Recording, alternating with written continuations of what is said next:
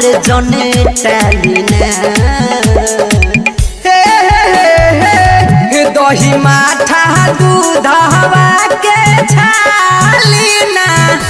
आज भर नमकीन खालिना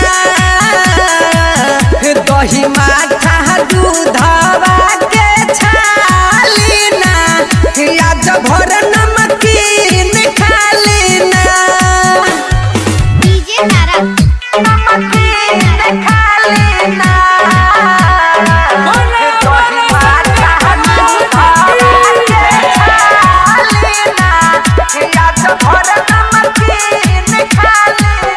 रखिनो करानी एगो भंगिया के पीसे खाती कही जवन बात हमहू मन जनी बनी सातिर डॉक्टर वैद्य हकीम नहीं मिलेला हम हो बथे कलाई जैसे वैसे डरेला जियावा हो बहबुआ के कवन पालिना दही माठा दूधवा के छालिना आज भर नमकीन खालिना दही माठा दूधवा के छालिना आज भर नमकीन खालिना डीजे तारा नमकीन खालिना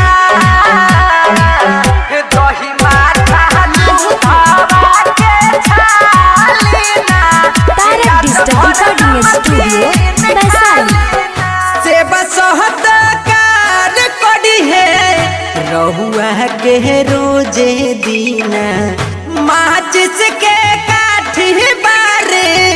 दिहेनु जई है कहीना दीपक दे हाथी संगे अनुराग जीत लगा दे अरजी सोनू विनोद प्रिय कहेला बाबा हो रहुए मरजी उठत नहीं के बहवा हालिना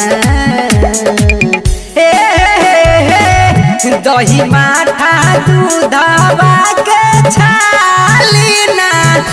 आज भर नमकीन खालिना दही माठा दूध